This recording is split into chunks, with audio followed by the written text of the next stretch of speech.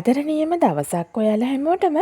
අද ආදරණීයම කතාවක් තුළින් චූටි නෑනා. මට ඔයා එක කියව ගන්න බෑ තවත්. හේතුව ඔයාගේ හිත දන්නවනේ මම නොකිව්වට. මට ඩිවෝස් එක ඕන. කරුණා කරලා ඒකට කැමති වෙන්න. මනේකා තරහින් සහ නොරිස්සුමෙන් කියවන් ගියේ අහක බලාගෙන. මේ කතාවේ අගමුල තේරුම් ගන්න බැරිව නිරංග තවමත් කල්පනා කරේ එකවර මෙහෙම හෙන ගෙඩියක් පාත් උනේ ඇයි කියලයි. කාර්යාලීය වැඩකට දවස් 10කට සිංගප්පූරුවට ගිය මනේකා ගෙදර ආවේ ඊයේ රාත්‍රියේ. ඒ එනකොටත් ඇය Tamanගේ ආදරණීයම බිරිඳ බව නිරංගට දැනිලා තිබුණා. ගමන් මහන්සිය නිසාම සුපුරුදු විදියට නිරංගගේ පපුවට මූණ හිර කරගෙන නින්දට වැටුණු මනේකා අද උදෙන්ම මෙහෙම ඩිවෝස් එක ඉල්ලද්දී නිරංගට ඒක අදාහ ගන්න බැරි වුණා. මම කියන එක අහනවා.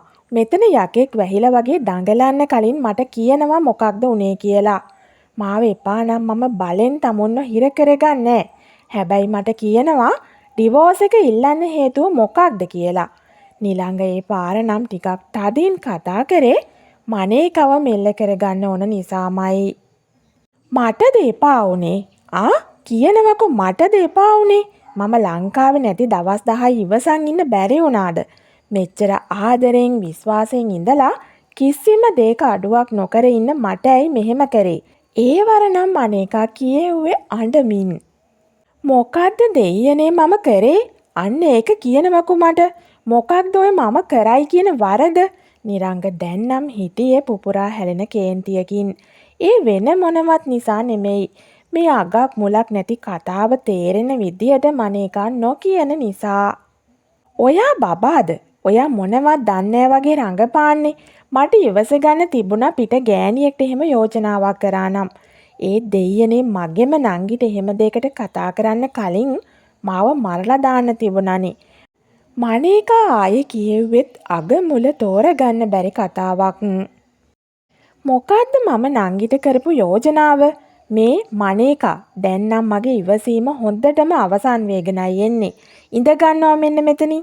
දැන් කියනවා මොකද්ද වෙලා තියෙන්නේ කියලා. මනේකාගේ අතින් ඇදලා අරන් බලෙන්න ඇයව Taman ළඟින් වාඩි කරවගත්ත නිරංග තරවටු හඬින් එහෙම කිව්වා.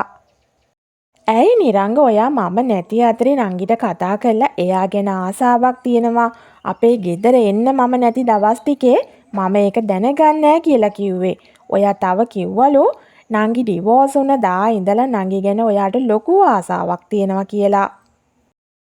ඒත් මම ඉන්න වෙලාවට නංගි එක කතා කරන්නවත් බයයි මම රණ්ඩු කරයි කියලා මම ලංකාවේ නැති හින්දා ඒ දවස් ටිකේ නංගිට මෙහි ඇවිත් නවතින්න කියලා ඔයා ඇයි කිව්වේ? ඩිවෝස් වුණත් ඒ මගේ නංගිනේ නිරංග. එයා ඩිවෝස් වුණාම ඔයා හිතන්නේ ඕනම මිනිහෙක්ට එයාව Tamanගේ ඕන එපාකම් වලට පාවිච්චි කරන්න පුළුවන් කියලාද? ඇයි නිරංග ඔයා ඔච්චරම පහත් තැනකට වැටුනේ? අනේ මට මේක දරා ගන්න බෑ.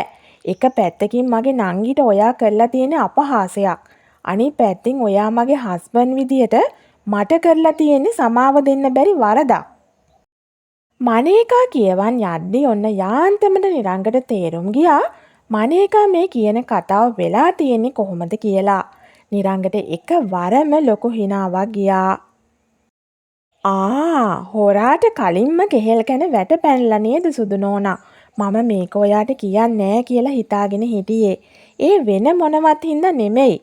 අක්කල නංගිලා විරසක කරන්න මට ඕන නැති හින්දා. මෙන්න මේ ස්ක්‍රීන්ෂොට් ටික බලන්නකො මුලින්ම.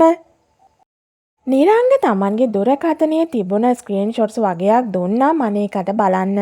මනේකා ඒ ටික කියවලා ඉවර කරේ පුදුමයෙන් ඇස් ලොකු වෙලා කට ඇරෙද්දිමයි.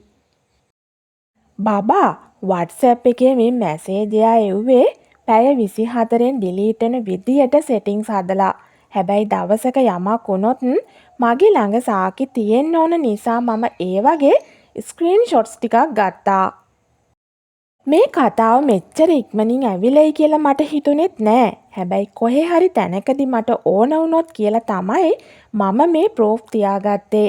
දැන් ඔයාට තේරෙනව නේද ඇත්තටම ඒ ඔයා කියන යෝජනාව කරේ මමද ඔයාගේ නංගිද කියන එක? නිරංග කියද්දි මනේකට දැනුනේ ලැජ්ජාව මුසු දුකක්. තමන්ගේ නංගි උදෙන්ම කෝල් කරලා කියපු කතාවල අගමුලවත් හොයන්න නැතුව නිරංගගෙන් දික්කසාදයක් ඉල්ලලා නටපු නාඩගම කොයි තරම් වැරදිද කියලා මනේකට හිතුණා. දැන් අපි තව පොඩි වැඩක් කරමු. ඔයා සද්ද නැතුව අහගෙන ඉන්නකෝ. මුලින්ම මම මේකේ කෝල් රෙකෝඩින් එක ඇක්ටිව් කරන්නම්. හරි. දැන් මම ගන්නවා නංගිට කෝල් එකක්. සද්ද කරන්න එපා හරිද? නිරංග කියද්දි මනේකා නිහඬව ඔළුව හොලවා එකඟ වුණා. හෙලෝ දිලේක නංගි. ඔයා මොකද්ද මේ කරපු වැඩේ? නිරංග කෝල් එක පටන් ගත්තෙම එහෙම අහමින්. ඇයි අනේ මොකද්ද උනේ? කිසිවක් නොදන්නේ ගානට දිලේකා තොඳොල් හඬින් ඇහුවා. අක්කා මාත් එක්ක රණ්ඩු කරලා ගෙදරින් ගියා. එයාට මාව එපාමයි කියනවා. ඩිවෝස් වෙන්න ඕන කියනවා. ඇයි ඔයා එහෙම දෙයක් කරේ? දැන් මගේ පවුලත් කැඩෙන්න යන්නේ ඔයාගේ වගේම. නිරංග තරහින් වගේ අඟවමින් දිගටම කතා කරා. ඉතින් හොඳයිනේ සුදු. එතකොට ඔයාටයි මටයි එකතු වෙන්න බාධාවක් ඇත්තෙම නෑ. අක්කා ලංකාවේ නැති වෙලාවේ මම ඔහේ එන්න අහද්දී ඔයා අක්කට හොරෙන් මාව ගෙදර ගෙන්න ගන්න අකමැති උනේ අක්කා දැනගනී කියන බයටනේ. දිලේකා කියෙව්වා. විකාරද දිලේක නංගි ඔයාට? මට අක්කව නැති කරගන්න බෑ. නිරංග කතාව දිගටම ඇදගෙන යන්න ඕන නිසා කිව්වා එහෙම. මේ අහන්න සුදු. අක්කා ඩිවෝස් වෙලා ගියාම මට දිගටම ඔහේ ඇවිත් නවතින්න පුළුවන්. මම ඉස්සර ඉඳලම ඔයාට මාරම ආසයි සුදු. ඔයාව දැක්කම මට පිස්සු හැදෙනවා. අක්කා එක යාළු වෙලා ඔයා අපේ ගෙදර මුලින්ම ආව දවසේ මට හිතුනේම මගේ හීන කුමාරයා ඔයා තමයි කියලා. මම අක්කට හුඟක් කේලම් කිව්වා ඒ කාලේ ඔයාලගේ සම්බන්ධ නැති කරන්න හිතන්. ඒත් වැඩක් උනේ නෑ අනේ. අක්කා කොහොම හරි ඔයාව බැඳගත්තා. මමත් ඉතින් පුබුදුව බැන්දනේ කාලෙම. පුබුදු එකට ඉද්දි උනත් මට මතක් උනේ ඔයාව. ඔයයි අක්කයි සතුටින් ආදරෙන් ඉන්නවා දකිද්දි මට හරි තරහයි ඉස්සර. දිලේකා කියවන් ගිය ගිරවියක් වගේ. මොනවද ඔයා කියන්නේ ඔය? ඔයා කසාදයක් බැන්දට පස්සෙත් ඔයා වෙන වෙන දේවල්ද හිතුවේ පුබුදු එක්ක ඉන්නකොටත්. ඔයා පුබුදට කරලා තියෙන අසාධාරණයක්නේ. නිරංග කතා කරේ පිළිකුලෙන්. මනේක මේ කතා බහ අහගෙන හිටියෙත් පිළිකුලෙන්. පුබුදු මට ආදරේ නෑ. එයා නිතරම රණ්ඩු කරා මං එක්ක. ඔයා අක්කට කෑම කවද්දි යන තැනක අක්කගේ අතින් අල්ලගෙන යද්දි ගෙදර එද්දි අක්කා පස්සෙන්ම එද්දි මට මාරම ඊරිසියා හිතුණ සුදු අපේ අක්කා ගැන. දැන් ඒකි ගියාවේ. ඒකිට ඩිවෝස් වෙන්න දෙන්න. ඊට පස්සේ මම හුඟක් ආදරෙන් මගේ සුදුව බලා ගන්නම්. අක්කා මාසෙකට විතර සැරයක් සතියක් දෙකක් ලංකාවේ නෑනේ. දිලේක කතා කරේ Tamanගේ අක්කා ගැන වෛරයකින් වගේ.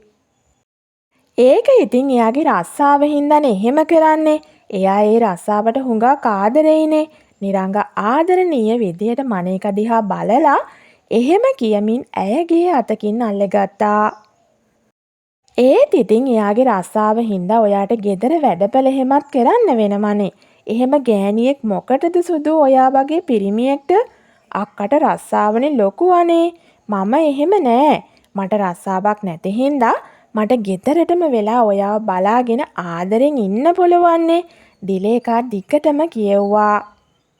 මම ගෙදර වැඩ කරන්නේ මගේ කැමැත්තෙන්. මනේකා ගෙදර ඉන්න වෙලාවට එයා ගේ අස්පාස් කරලා උයලා පිහලා රෙදි හොදනවා. එයා නැති වෙලාවට මම ඒව කරනවා. ඒක තමයි ජීවත් වෙනවා කියන්නේ. පවුල් කනවා කියන්නේ. නිරංග ඇත්තටම හිතට දැනෙන හැඟීම් එළියට දැම්මා. අනේ මේ උයන පිහන අතුපතු ගාන රෙදි හොදන වැඩ ගෑනුන්ගේ වැඩ. ඒවා පිරිමියට කියලා කරවගන්නේ හොඳ වයිෆ්ලා. මම ඉස්සර ඉඳලම හිතින් ප්ලෑන් එකක් ගගා හිටියේ කොහොම හරි අක්කගෙන් ඔයාව වෙන් කරලා මට අයිති කරගන්නවමයි කියලා. මම දැන් ඒක කරා ඔන්න. දැන් ඉතින් මහා ලොකුවට අරකිට පට්ටන්දර කියවන්න එකගේ ආදරණීය හස්බන්ඩ් නෑනේ. ඒ හස්බන්ඩ් දැන් මගේ වෙන්න යන්නේ. ඒකි ගෙදර ආවම මහා ලොකුවට ඒකගේ මිනිහා ගැනමනේ කියවන්නේ මට ඇහෙන්න. මම ඩිවෝස් වෙලා හින්දා මට හින්ට් එකට කියන කතා ඒවා. අදින් පස්සේ ඒකිටත් මිනිහෙක් නෑ. ඒ මිනිහා මගේ වෙන්න යන්නේ. සුදු අපි හවසට මීටෙමුද? මට ඔයා ළඟින් ඉඳන් මේ සතුට සමරන්න ඕන. දිලේකා කතා කරේ හරියට නිරංගයට කැමති වෙලා වගේ හිතාගෙනයි. දිලේකා ඔයාට ඇත්තටම මොලේ අමාරුවක් තියෙනවද? අක්කා මගෙන් ඩිවෝස් වුණාමයි කියමුකෝ. හැබැයි ඔයා වගේ විස පිරුණු ගෑණියෙක්ව මම කවදාවත් මගේ ජීවිතයට ලං කරගන්නේ එච්චරයි. නිරංගට හිතුණ ඇයට ඇත්තටම මානසික ගැටලුවක් තියෙනවාවද්ද කියලා. ඒ කොහොම වුණත් ඒ මොන ගැටලු හින්දවත් Tamanගේ ආදරණීය පවුල කැඩෙන්න දෙන්න බෑ කියලා නිරංග තීරණය කළා ඉවරයි. මේ සාකි සියල්ලම මනේකගේ දෙමාපියන්ටත් පෙන්නනවා කියන අදිෂ්ඨානය හිතේ තියන් නිරංග කෝල් එක කට් කරලා දැම්මා. මට සමා වෙන්න මගේ රන්, නංගි මොනව කිව්වත් මට තිබුණා මේ කතාවේ අගමුල ඔයාගෙන් අහලා දැනගන්න. මම කලබල වෙලා මෙතන 18 සනි නැටුව එකට මට සමා වෙන්න. මනේක එහෙම කියලා නිරංගගේ පපුවට තුරුල්ුනේ සැනසීම දැනෙන එකම තැන එතන නිසායි.